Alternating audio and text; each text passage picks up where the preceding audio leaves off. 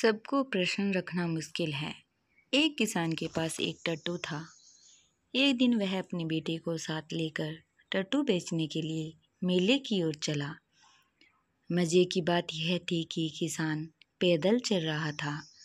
किसान का बेटा भी पैदल चल रहा था। कुछ दूर जाने पर उन्हें 3-4 लड़के मिले जो मेले से लौट रहे थे। किसान और उसके बेटे को पैदल चलते देखकर उन लड़कों में से एक ने अपने साथियों से हंसते हंसते कहा, ओ कितने बुद्धू हैं ये दोनों, खुद पैदल चल रहे हैं और टट्टू को खाली लिए जा रहे हैं। चाहे तो मज़े से टट्टू पर चढ़कर मेले में जा सकते हैं। तुमने और भी कहीं देखे हैं ऐसे बुद्धू?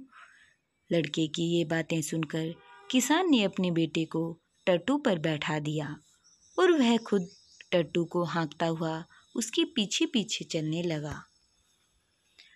एक बूढ़ा आग बबूला होकर किसान के बेटे से बोला, अरे मूर्ख, नीचे उतर, जवान हो, तगड़ा है, फिर भी मज़े से टट्टू पर लदा है और बेचारा बूढ़ा बाप पैदल चल रहा है।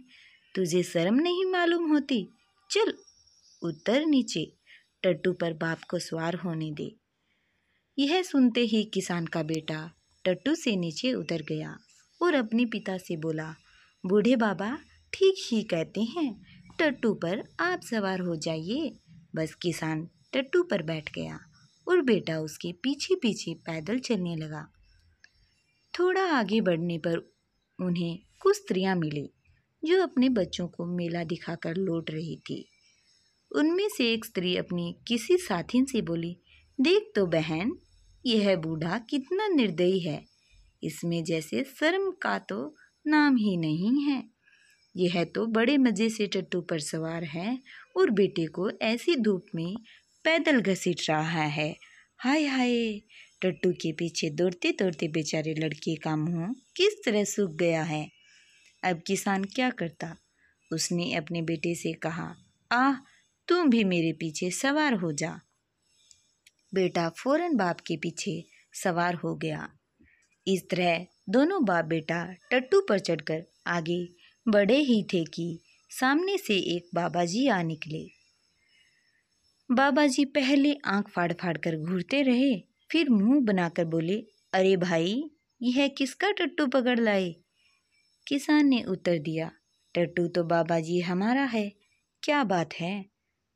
बाबा जी बिगड़कर बोले, यह टट्टू तुम्हारा है, शर्म नहीं आती? जब तुम दोनों इस तरह लदे हो, इसकी जान ले लोगे तो क्या कौन मानेगा कि टट्टू तुम्हारा है?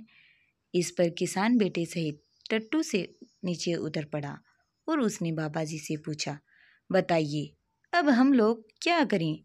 बाबा जी ने उत्तर दिया, सीधी सी तो बात है, जिस तरह तुम इस पर लटक कर आई हो उसी तरह इसे अपने कंधों पर लाद कर ले जाओ, तो हम भी जाने कि यह टट्टू तुम्हारा है। यह कहकर बाबा जी तो लंबे हुए, मुसीबत में पड़ गए वे दोनों बाप बेटा।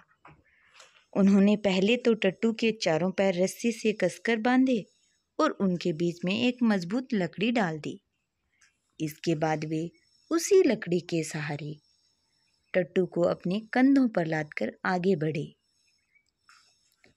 टट्टू इससे कष्ट में पड़ा तो लगा जोर जोर से चीखने चिल्लाने। रास्ते में एक नदी पड़ती थी जिस पर पुल बना हुआ था। उस समय पुल पर लोगों का अच्छा खासा जमाव था। जब उन्होंने देखा कि 2 आदमी लकड़ी के सहारे जिंदा टट्टू को अपने कंधे पर लादे चले जा रहे हैं तो वे बहुत चकराए। फिर बस उन्हीं की ओर दौड़ पड़े और लगे जोरों से तालियां पीटने। लोगों का यह शोरगुल सुना तो टट्टू और भी भड़का और लगा जान तोड़कर छटपटाने। आखिर उसके पैरों में बंधी हुई रस्सी तड़ाक से टूट गई और वह धम से पुल के नीचे नदी में जा गिरा और गिरते ही मर गया।